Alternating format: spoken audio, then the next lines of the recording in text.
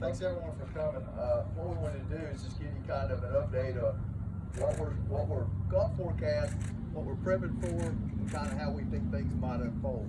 Of course, it's a storm of this magnitude. You never know what will truly happen. They're calling for a mixture of snow, ice, freezing rain. As typical, Hickory's always on that divider line there at I-40, so things north of 40 are mostly going to be snow with some sleet and rain mixed in. What we're thinking, the models I looked at it just before I walked out, the ones I follow, and it's 4 to 7 inches of snow in Hickory with some additional sleet and freezing rain thrown in for good measure. So that's all supposed to kick off Saturday night late and go through the day Sunday and go from there. So I'll just go through what we prepped and what we're going to do.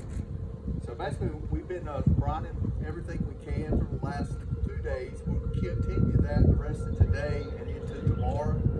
So what we kind of focused on was getting into some of our side streets and problematic hills, things like that the first day, because those are low volume traffic areas. We'll hope we'll get some good residual salt to stick there. Then today and tomorrow we'll be working on our major thoroughfares and some of our high traffic areas to get those brined. So we're putting out a good bit of brine over these 3 days. We have 15 plows and 6 salt spreaders. Got around 600 tons of salt that if we needed for this storm, we have probably 400 tons of sand. So we've got plenty of material to get through whatever we need to. Those salt trucks spread out to each quadrant of the city and cover an area. If you've ever been in Hickory, you know that north of 40 can change and south of 40 can be a little different. So as the storm progresses, we'll move trucks where we feel like we need them. That's one of the things we work with our partners at the fire department, the police department, and NCDOT, and our other departments here at the city to make sure that we've all given each other information and keep monitoring what all we have going on throughout the night. We'll have crews start Saturday night. They'll work through the night Saturday into Sunday morning, work Sunday night, and then we'll keep working as needed through the storm. One issue that we're seeing that's problematic is Monday night. As you're probably well aware, we're looking at temperatures around 17, 18 degrees. Anything that's frozen or anything that's wet will be frozen at that point. So also salt's pretty ineffective when you get down into the teens, so you kind of run out of some of the tools in the toolbox. So we use sand and some other things maybe to gain traction.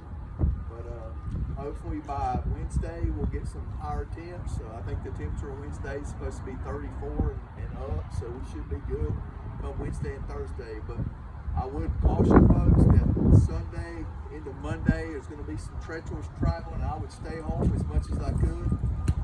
Enjoy the snow, enjoy the family time, and we'll get the roads clear just as soon as we can. Any questions? What's your biggest concern? My biggest concern, well, 2 concerns would be that we get more freezing rain than they forecast and we get down trees and power lines. That just complicates the situation. The other concern would be Monday night.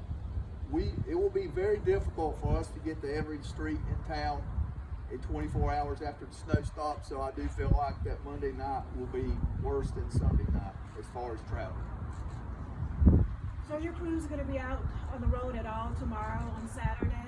We'll have 2 brine crews that will be spreading brine through the day tomorrow, but our plows are already on and ready to go, and we'll have folks coming in about midnight, maybe 10 p.m. Saturday night, and we'll work from then moving forward. Steve, we've heard both in the private sector and public sector there have been labor challenges, filling slots. I know the city's no exception. Does the city have adequate employees to staff the trucks and everything you need to deal with the storm? Yeah, I'm glad you brought that up, Kevin. So yeah, we're like everybody else. There's staffing issues across the board through all of our departments, but we'll figure it out. We're working together with our partners at fire department, police department, our sanitation department, all of our other departments, the public utilities department. We're just all kind of banding together, and we've got enough. We'll figure it out. Do you foresee? Are there already plans in place? Do you think you will need to pull from those other departments to man the equipment? Yes, sir. We already have that all in place. We will be pulling from other departments. We also, as everybody knows, we have COVID protocols in place. So we have some folks that are on COVID protocol. They either have COVID or they're have a close proximity. They're at home. So we're missing some folks from that. That's a challenge, but we'll get through it. As far as folks at home, is there anything you could tell them about maybe keeping their streets clear, moving cars out of the way, so that when you come through with the plows, you're not wrecking cars, that kind of Yes, thing? sir. That's a good point. We don't have a ton of on-street parking, but where you have on-street parking, if you could get the car off the street, of course it helps. One of the issues you always have is folks, I know it's frustrating, they get their driveway all cleaned out, and then the plow comes by and puts them back in it.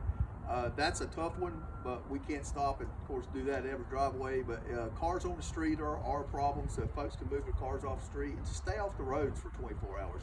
It'd be great. Just spend that time at home, enjoy the snow, and enjoy the playoff football that we'll all be missing. Any other questions? When will you know that it's way worse than you thought? When it happens.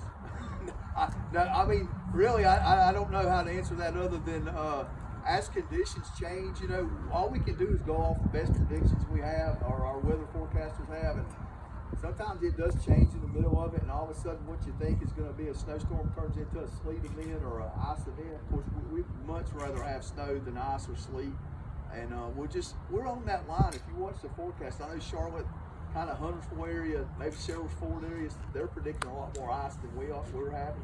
But we're right on that kind of 20 miles one way or the other could be a big deal. Did you say the number of crews that you're gonna have out working? Well, we have 15 plow trucks. We have pieces of equipment like this motor grader, other pieces of equipment that we utilize. So at any given time, there could be 30, 35 people working. We have split shifts, so they work 13-hour shifts. They overlap an hour so they can give each other information about what they saw on their route or what they need to do. So we have various pieces of equipment like this that we utilize also. Anything else? Thank you, guys.